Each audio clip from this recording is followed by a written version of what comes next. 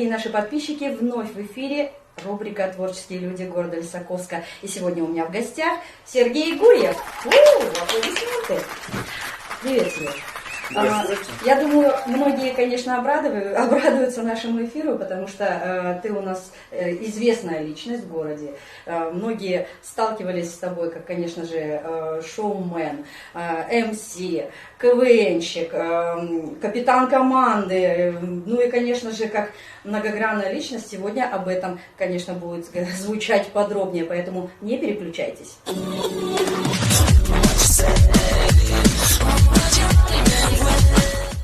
Ну, Сереж, давай с самого начала. С чего все началось? Насколько я помню, вот, ну, лично по себе, прихожу я в ДК все время, вот такой вот маленький, но бегает шустрый парень. Он тогда совсем вот такой вот худой был, белобрысый такой вот, вечно движниковый такой вот. Сколько тебе было? Как ты первый раз появился на сцене? Первый раз на сцене ДК Союза, наверное, в 2007 году. Это был первый курс колледжа, когда я только поступил. То есть такой парадокс небольшой. В школе я учился до 9 класса, и я не делал ничего в плане творчества. Очень интересно. Я не пел, не танцевал, я только учился. Учился, кстати, на отлично. Учился на отлично до 7 классе у меня были еще все пятерки. В 8 у меня появилась 1 четверка. Ну и 9 класс оставляет ожидать лучшего. Там все посыпалось в тартарары почему-то. Не знаю почему. Видимо, подростковый период все-таки сыграл на юноше.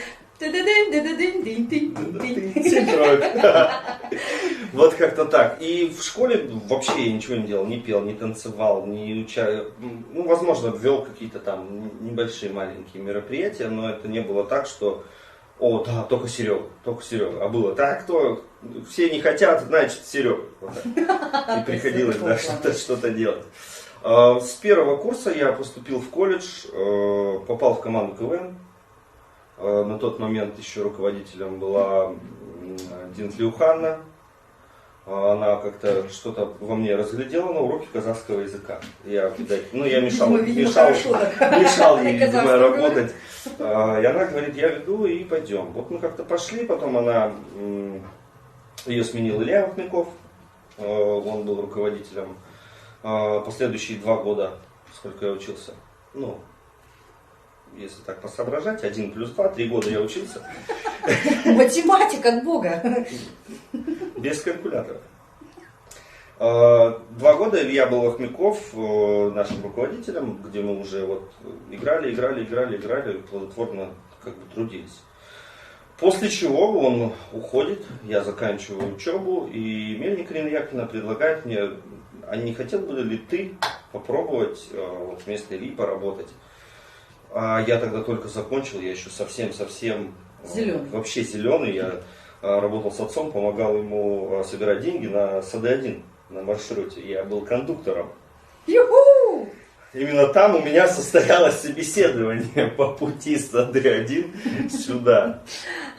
Вместо яблок, короче, ему уже все-таки предложили работу. Да, я как бы сомневался очень долго, потому что я, наверное, не был готов к этому. Ну, а работы не было, в принципе, лето бы я отработал, а потом, что делать? Учиться на вышку, понятно, я учился заочно. Ну и работать бы надо было, давайте попробуем. Вот мы попробовали, и я до сих пор с 2010 года работаю в Лисаковском техническом колледже. Ну да, ты у нас такой парень продуктивный, я так и не поняла, когда ты появился-то в ДК? Что-то у нас... В ДК я появился, наверное, в 7 году, когда был первый КВН. Еще у нас были какие-то, нелепые, я помню, шутки, сценки, с которыми мы выходили, и вот потихоньку как бы так учились. Кто вам писал шутки? Шутки на тот момент, на первом курсе, я вообще не знал, кто нам что пишет, кто как. Просто мы приходили, вот это. Кто-то писал, честно, даже не знаю. Потом, когда мы работали с Ильей, мы писали команды, мы писали сами, что-то переделывали, что-то выдумывали. В общем, мозг работал хорошо. Приходилось. Ну, на тот момент там команда называлась прям Геннадий Викторович? Нет, Геннадий Викторович, она стала, я вам не скажу в каком году, потому что я не помню. Это уже после того, как я стал руководителем команды. Прошел какой-то небольшой период времени, и с Кабаковым Никитой, с моим другом, товарищем, сокурсником, скажем так, мы сидели и думали, что нужен какой-то ребрендинг команды, потому что сменилось тут руководство, капитан сменился командой, руководитель команды, команда в принципе уже поменялась. И вот на тот момент Буткевич Геннадий Викторович как бы зашел на пост директора Лисаковского технического колледжа, и мы, сидя в актовом зале, просто так, типа, как назовем? Он говорит, Геннадий Викторович. Я говорю, Геннадий Викторович? Ты серьезно?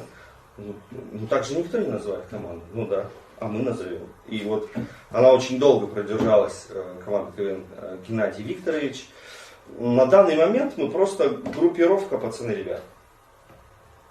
Пацаны-ребята. Пацаны-ребята. И почему группировка уже, а не команда КВН? Потому что так уж звучит грозно, группировка. Мы же собираемся. Больше 3.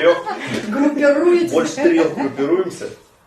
А почему группировка? Потому что мы начали, как это сказать, у нас очень много ответвлений. Если раньше мы были просто командой КВН, мы приходили, играли в КВН, то теперь мы танцуем, мы пишем квесты. Нет, даже поем. Но поем не на уровне, в смысле города, а вот где-то на своих местных мероприятиях в колледже, когда надо что-то переделать, там, посмешить, там это заходит.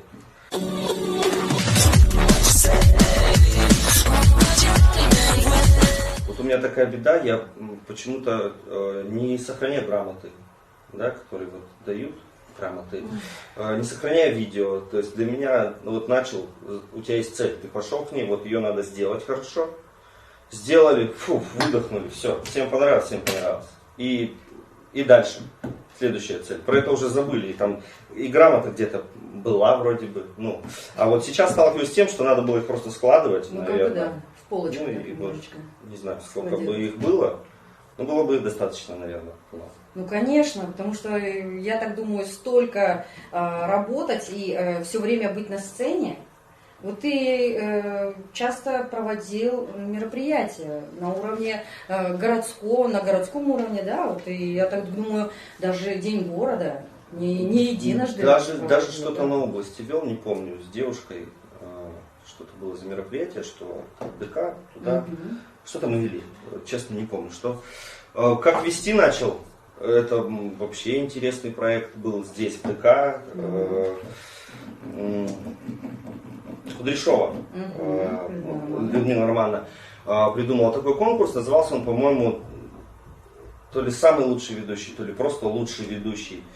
Название было громкое, но суть была очень разная, там было очень много этапов, мы соревновались с РИИ, с Рудненским индустриальным институтом. Было очень интересно, потому что был действительно момент соревнований. Потому что сейчас такого нет. Сейчас есть колледж и все.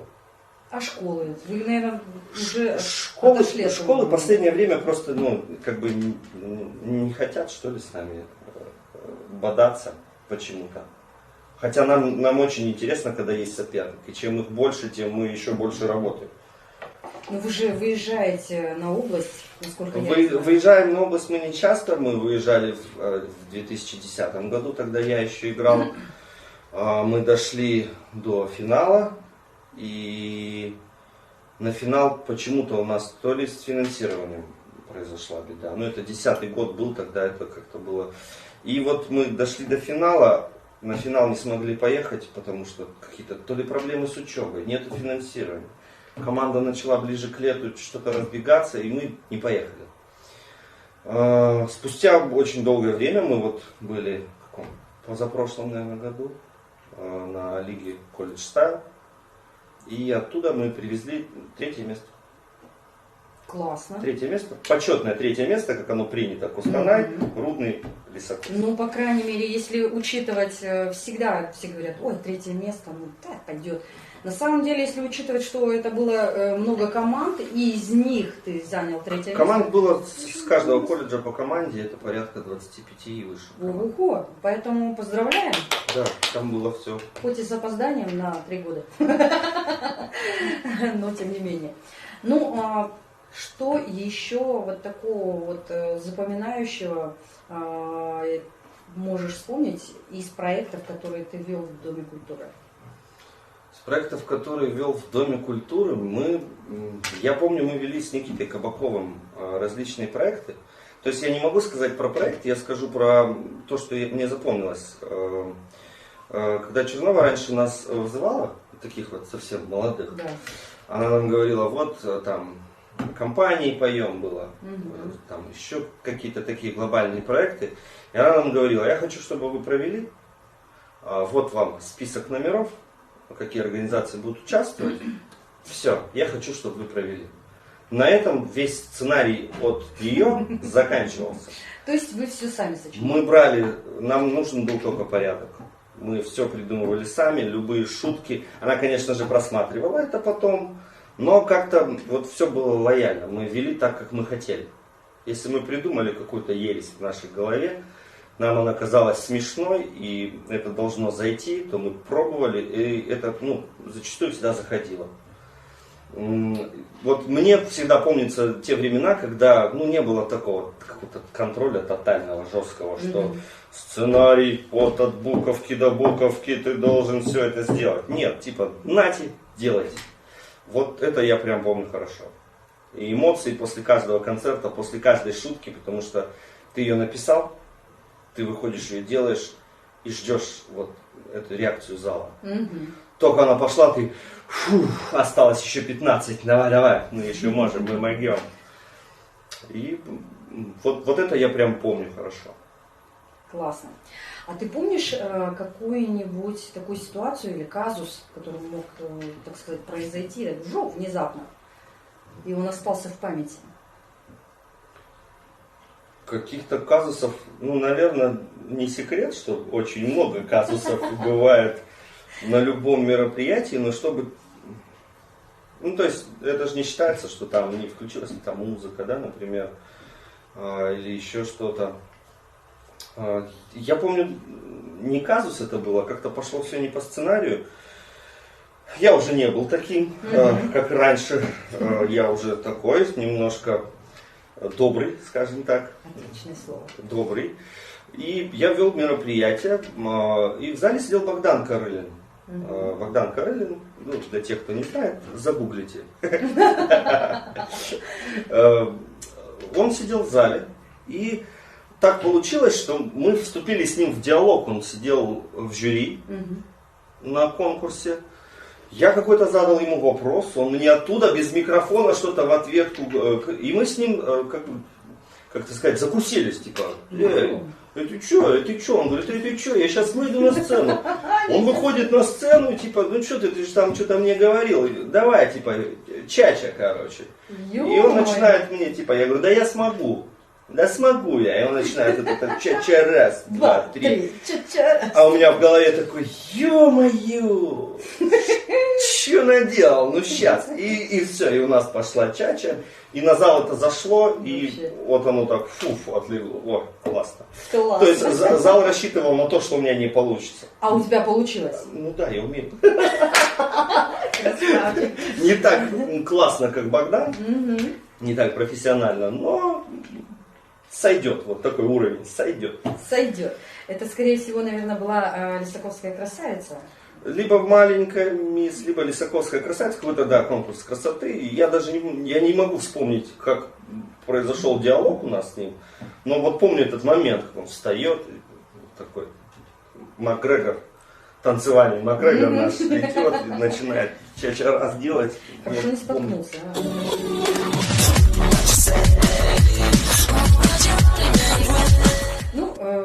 Очень классно. Ну, ладно, КВН понятно, ведущий понятно. Но у тебя, насколько мне известно, еще есть другая вообще творческая стезя. Это, конечно же, как видеограф, ты готовишь столько разных различных, вот, ну, по крайней мере, кто побывал на Лисаковских красавицах, нескольких шоу, да, столько творческих номеров ты делал. Это же твои проекты, это же ты придумал. Угу. Вот откуда идеи брал, черпал? Ну, обычно все придумывается вот как бы с нуля, но после беседы с человеком, на которого это пишется. Сперва мы узнаем, почему говорю мы, потому что не всегда я делаю все сам, мы делаем это с нашей командой, которая в колледже. Мы приходим, и пошел мозговой штурм. Что мы можем сделать, что мы можем, почему она помогает и почему я их вовлекаю. Потому что, это процесс их роста тоже. Они видят, они наблюдают, что зачем, почему я исправляю, почему надо так, почему это не зайдет, почему то. И они, таким способом тоже обучаются. Пишется все с нуля, но отталкиваясь от каждой участницы, оно нету, чтобы так, вот на следующий год сделаю это. Не бывает. Ну, конечно, экспромтом, я так думаю, что-то приходит идея, да? И да, все в процессе подготовки, вот есть у них там, не помню какое количество времени, 2 месяца, например, на подготовку, месяц-полтора, и за вот этот месяц-полтора мы можем вообще поменять полностью все, что мы придумали до этого, за неделю до. Вот оно что-то ночью, утром, почему бы нет, звонишь ей, предлагаешь, она, классная идея, а как же там тот костюм, который мы делали? Сходишь куда-нибудь? В том костюме, да? Да. Черепахи там, ничего. Нормально, что ли. У нас в городе это много, куда все по-разному. есть мест, И пишется вот все с нуля, снимается видео. Изначально для меня это было просто как, я не знаю, хобби, что ли. У меня появился компьютер, появилась камера. Все это вместе дает какой-то плод, ты там для себя что-то снимал, что-то резал, делал. А потом уже, когда это пригодилось в работе, тогда уже пошел какой-то другой творческий процесс и подход, и изучение программ всех для того, чтобы вот все получалось так.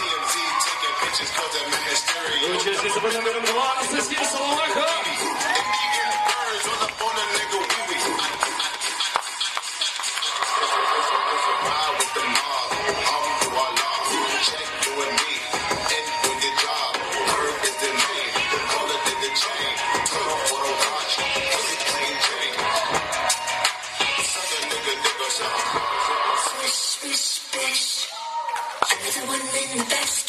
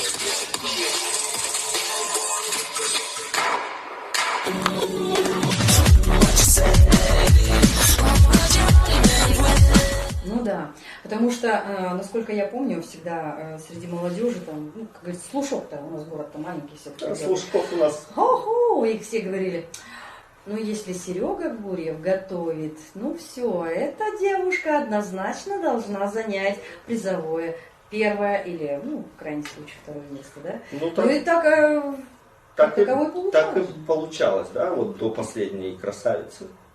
До последней? До последней красавицы. До последней красавицы. Да, очень много лет подряд мы занимали первое место. Ну, в начале пути, когда я начал готовить красавиц, я тоже был еще молодой.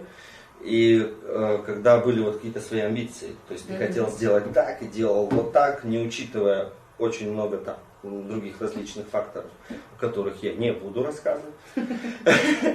А теперь, когда я знаю, что нужно, и как это все поменять для того, чтобы понравилось этим, понравилось тем, другим, уже пошел. Как бы первые две красавицы, наверное, мы прям не с треском проиграли, но были там на втором месте, на третьем. И потом как-то вот оно все пошло, что ежегодно все подряд были мои. Последняя вот мы остались на втором месте. Это кто у нас там был? Юлия Ардель. Юлия Ардель. Да, немножко ей там не хватило дотянуть. Ну, там... Но я считаю, что это хороший результат с учетом того, что человечек вообще не выступал никогда на сцене. Не поет, да, не танцует. Выжимали песню из нее, какие-то движения, танцы просто на ходу. Просто было бешеное желание поучаствовать. И ну ладно, давай, почему нет? Ну классно, действительно. Ну, планы вообще есть такие, с чем-нибудь еще дополнительно позаниматься, чем-то творческим, что-то еще дополнительно? Чем-то еще? Ну да, чем-то еще. Вот насколько я вот знаю, вот буквально несколько дней назад ты проводил розыгрыши. Вот, да, такое бывает. Вот, вечно приглашают. Сергей у нас и Family, там ты кем у нас? Арт-директор или кто-то там? Там я менеджер по рекламе, маркетолог. Это моя вторая работа, как бы не основная. Основная это, конечно же, колледж. А здесь, ну, реклама, арт-дизайн, дизайн там всего, что вы видите, когда заходите, это все мое. Вот. Там же проходят розыгрыши. Розыгрыши проходят у нас у диджей Джона. Диджей Джон, подписывайтесь в Инстаграм, он постоянно просит меня это говорить. Найдите, подпишитесь, лайкните, участвуйте в розыгрышах. И, ну вот последний раз мы разыграли 50 тысяч. Но я делал это без его участия, так как он был немножко занят, а почему бы и нет, и без него могу разыграть. Да вообще, в легкую. Да уже можно просто даже не говорить. Диджей Джон, пускай он там крутит. Мы можем сами это делать. Да? В городе розыгрышей в последнее время в Инстаграме очень много. Да, такая популяризация вот этих раздаваний денег, каких-то подарков, еще чего-то. Ну, своего рода хорошая реклама, молодцы. Но вот какой-то пик сейчас настал, что вот все подряд. Ну ты этим занимаешься? Я занимаюсь только ведением. То есть, алло, надо провести. Я такой, все, хорошо. 800 миллионов тысяч. И иду работать. 800 миллионов тысяч. Ой, как классно сказано. Блин, было бы это реально на самом деле, да? Ну вот, хоть вроде бы столько, вот как ты говоришь, вот этих вот проходит, да, различных розыгрышей и так далее. Вот почему-то я этим немножко не занимаюсь. Не увлекаюсь. Ну, в плане не участвуете? Да. А зря. Почему я это говорю? Потому что, ну, почему-то как-то, ну, не фартит мне постоянно. Вот столько вот смотришь, реально, людей участвует там, ого-го, там, 800 с лишним человек, а выигрывают всего-то там 3-4, которые забирают там нормальные бабки. Ну, это дело случая, дело факта. Вот тебе везло когда-нибудь? В таких розыгрышах, ну, я как-то в лотерейке на почте участвовал. Там надо стереть 3 штучки. И вот я стер, короче, и мне выпал еще один билет. Вот это весь факт. Вот и я про то же. Вот понимаешь, вот в этом плане, может быть, нам фартит только на сцене. Может быть, вот так вот как-то, что мы вот так, все говорят, ой, ну вы же звезды. Вот Серега Гурьев, звезда. Да, просто, да. Да нет. Ну, все знают, что приедет, он про МС это очень хорошо. И проведет мероприятие без проблем. И если надо, и все заснимет, и пофотографирует, и видео заснимет, сделает вам клип. В общем... Свадьба корпоратива 8 747 972 21.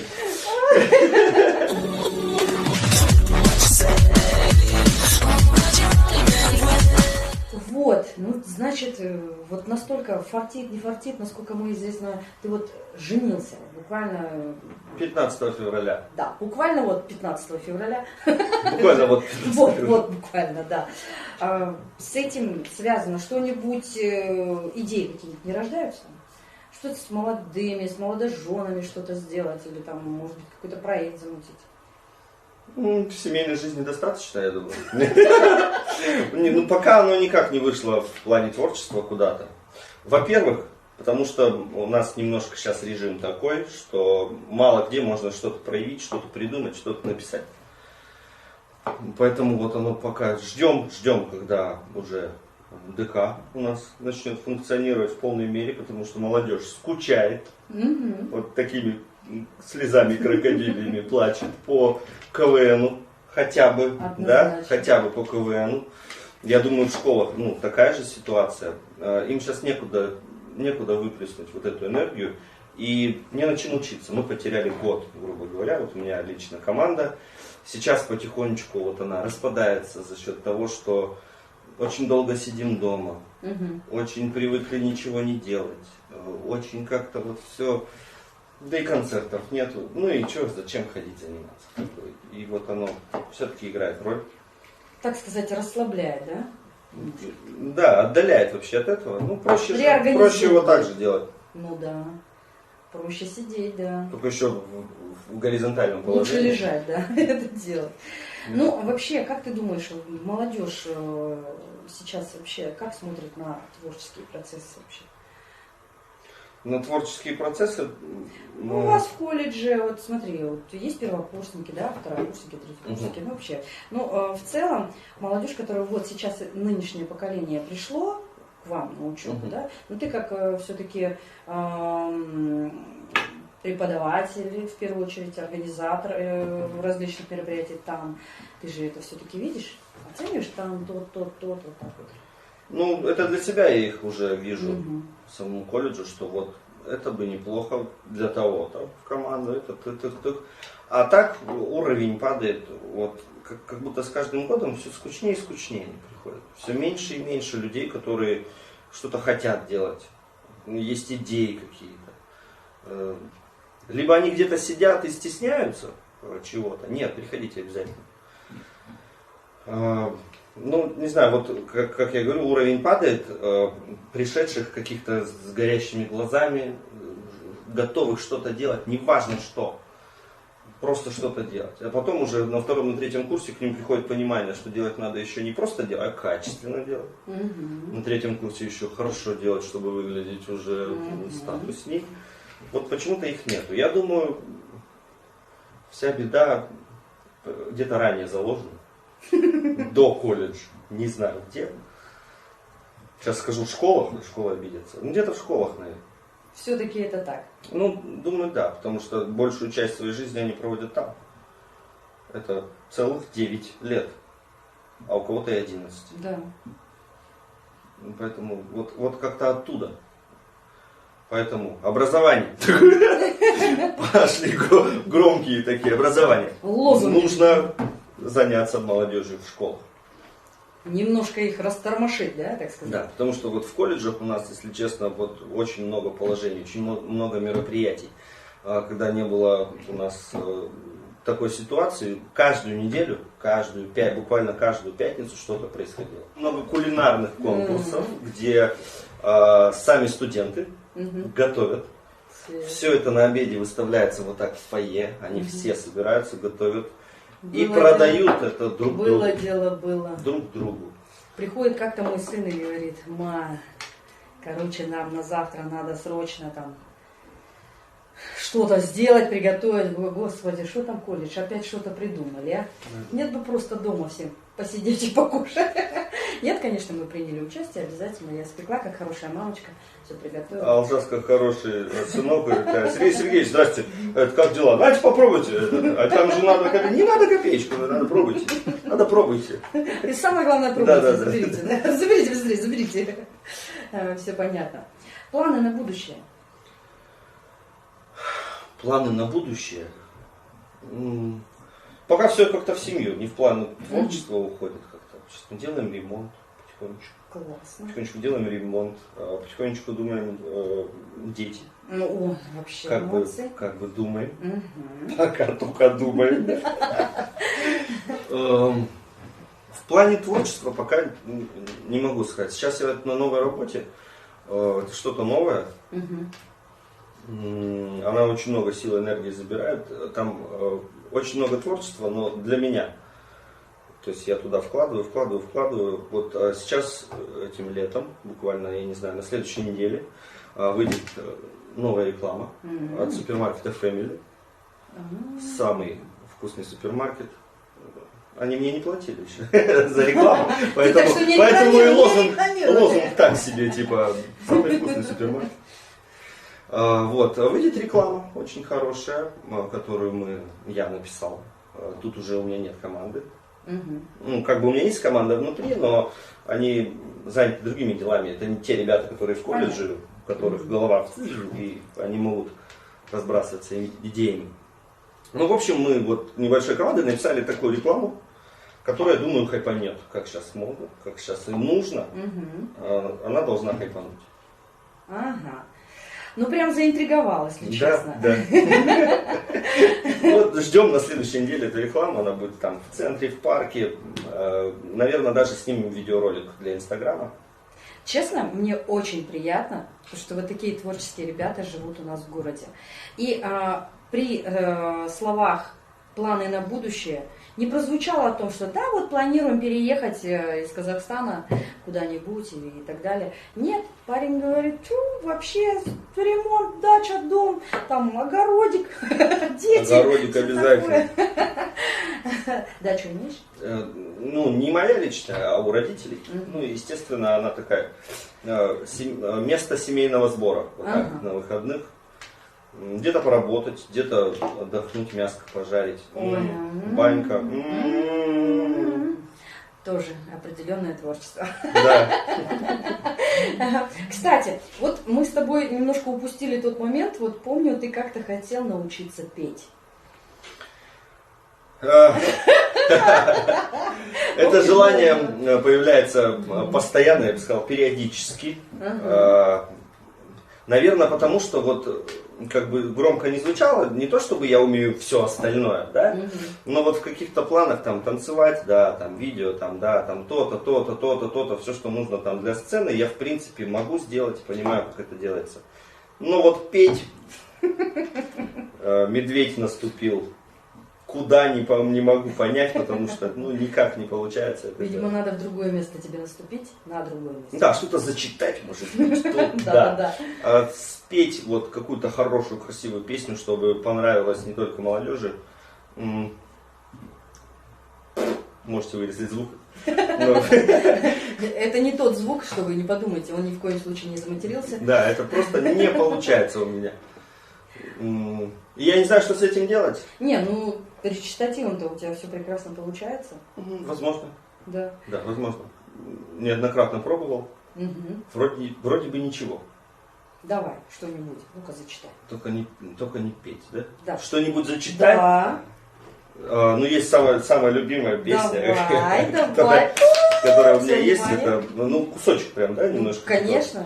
На крайняк остальное вырежем, если будет долго. Говорят, одежду шьет, занимается стряпнёй какой-то. Решила вдруг зайти ко мне. С чего это? В 12, считай ночью, объявилась вдруг. Что ж она хочет?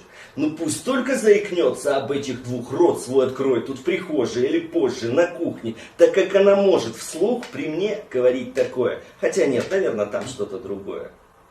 Ну, это кусочек небольшой. Не хватало бы пусть. Да. Это каста ревность. Это олды поймут. Олды поймут, все понятно. Это не Моргенштерн, конечно. Да, кстати, ты как-то пробовал, да, битбоксингом заниматься? Ой, это было такое не то чтобы увлечение, а просто для небольшого саморазвития. У меня тогда в команде был парень, он пришел на первый курс и такой, я умею битбоксить. Ну а тогда это как-то типа, что ты умеешь делать? Что за странненькое слово? Он говорит, я умею битбоксить. Ну и вышел и показал, и он делал это вообще на уровне. Мне стало интересно, у меня ведь тоже есть рот, ну как бы да, как и у него. Почему бы не попробовать? И просто какие-то как бы азбуку выучили битбокса. И на этом оно как-то остановилось, не пошло дальше. Просто немножко получается. Вот с пением так не получается. С пением не получается. Да. Можешь что-нибудь? Типа, я 100 лет этого не делал. О, давай.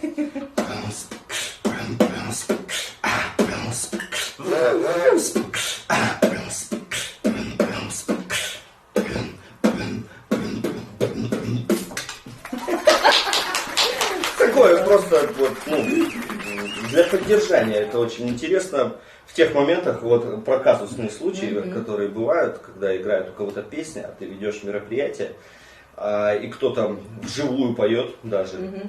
Выключается вдруг каким-то образом музыка, и тебе приходится. Не то чтобы приходится, а вот вытянуть, потому что это неловкая ситуация для тебя, для ведущего, для артиста, который поет на сцене, и тебе можно выйти и чуть-чуть допеть песню, поклониться, уйти, всем понравилось. То есть чувство ритма поддержать и, конечно, зал завести в этот момент, чтобы поддержали все вместе, правильно? Скучаешь по ДК? В плане проведения мероприятий, чего-то такого, да, уже за счет того, что вот работаешь, например, сейчас 2 работы, да, пришел на одну, голову так, чук, на эту работу, ушел на другую, чук, тут у тебя совсем другая работа. И вот как-то времени не остается совсем на то, чтобы уже забежать к вам и что-то провести, и вот, потому что это как разрядка такая от работы. Выйти, давно не слышал этих там аплодисментов, которые ты говоришь: «Добрый вечер, Лисаковск!» И все, и ты забыл про всю работу, про то, что тебе надо, не надо еще сделать будет. И вот провел. Да, конечно, соскучился. Особенно если тебе дают свободное ведение, да? И там да, вот когда можно немножко поимпровизировать. Ну вот смотри, в ближайшее время, как говорится, да, для кого не секрет, у нас август впереди, День города, 50-летие. Что бы ты хотел пожелать нашим горожанам, поздравить их, конечно, с наступающим юбилеем. Ну и, давай поздравляй. Пожелать горожанам? Любить свой город так же, как и сейчас мы его любим. Он у нас чистый, светлый. Хотя почему-то вот тем, кто живет здесь, всегда что-то не нравится. Там то-то, то-то, то-то. Но всем, кто к нам приезжает сюда, там, в сравнении там, области либо других каких-то регионов, все говорят: вау, какой классный город, как у вас тут чисто, все так здорово, спокойно, тихо. Как говорят наши, нечем заняться. Нечем заняться, потому что нет желания. Заняться всегда есть чем. Работы очень много, всякой разной. Не в плане заработка, а в плане того, чтобы развлечь себя, развлечь как-то окружающих, чем-то заняться, как таковым. Желаю, чтобы все у всех было. Это самое главное. Здоровье? Нет. Денег? Здоровье? Денег и здоровье. Наверное, классно. Такой двойной бутерброд из здоровья и денег, чтобы было. А что еще нужно? Фортуна, удача. Все это отпадает, когда у тебя есть деньги и здоровье. Здоровье у тебя и близких. Все самое главное. Я не знаю, Лисаковск, просто живите, радуйтесь, любите город. Нам уже 50 лет. Хочу пожелать, наверное, на этот день города как-то изменить формат мероприятий. Да? Карнавал, конечно же. У меня есть мечта, она живет во мне очень давно, но почему-то я не могу ее воплотить как-то в жизнь, в реальность, реализовать. Я хочу сшить себе костюм. Ага, идти в карнавал. Да. Костюм это мой любимый персонаж, Бармалей. мой любимый герой, там, я не знаю, мой любимый актер, мой любимый фильм, от которого я фанатею дико. Это «Капитан Джек Воробей». Вау, Джек Воробей, да, классный. Я Костюм думала... Джонни Деппа я вряд ли сошью, но вот Джека Воробья, капитана Джека Воробья. Капитана Джека На Воробья. минуточку. Ну да, мы там можем тебе там глаз подкрасить, что? Вот. Глаз подкрасить. Вот такая есть мечта, чтобы пройтись в карнавале. Охота что-то, я даже не знаю, я, если честно, сам не думал над этим. Но вот что-то бы изменить, да, еще такого внести в город, чтобы это тоже было традицией, дневной какой-то. Обычно карнавал, вечер мы знаем стадион, концерт, мы знаем, что происходит днем. Днем все кушают торт. Торт, Да, огромный торт, и вот это вот праздник, и все отлично. Ну, единственное, если бы в этом году сделали бы все как и есть, прям вот на площади, чтобы массовое гуляние, это было бы вообще супер шикарно. На площади? Почему Да. не на стадионе? Ну, хоть на стадионе, хоть на площади, да неважно, но лишь бы оно было бы. Вот в этом плане, да, Да. лишь бы оно было бы. Было бы, да. А вот все это будет в формате, если в Доме культуры, ну, немножечко узкий, так сказать, праздник такой. Да, тогда, в принципе, можно его и не отмечать, если так узко. Так, узко. А вообще в комментариях напишите, кого бы вы хотели видеть на День города в городе Лисаковске. Вот, видео. Выберем лучший вариант, и Алена Злубайна подарит вам... Так, что я подарю там? Что-то подарит, не обидит. Думаешь? От Сергея Гурьева. Что-то подарить я от Сергея принесу, Гурьева. передам. Да, Да, вот окей. все. В общем, вот так вот. Ну, раз он запустил этот челлендж, я так думаю, все, найдем Да, победителя. разберемся. Самое главное, так уж и быть. Это поучаствовать. самый креативный вариант. Да. Кого бы мы хотели видеть в городе на День города. Вот так. Джека Воробья. Мой первый вариант. В карнавале. Ну что, Сереж, вроде бы разговор такой, ну... Вроде я ничего не рассказал. Вроде да, ты что-то вообще ничего не рассказал, но тем не менее целый час пролетел, и я хочу тебе сказать спасибо большое. Я так думаю, ты еще у нас побываешь, в гостях еще будет время. Будут много еще проводиться творческих проектов с твоим участием, конечно же, и будет о чем еще поговорить. Ну что, на этом давайте завершаем нашу рубрику. Всем спасибо, кто смотрел. Не забываем про комментарии внизу, конечно, оставляем. И всем пока! Пока-пока.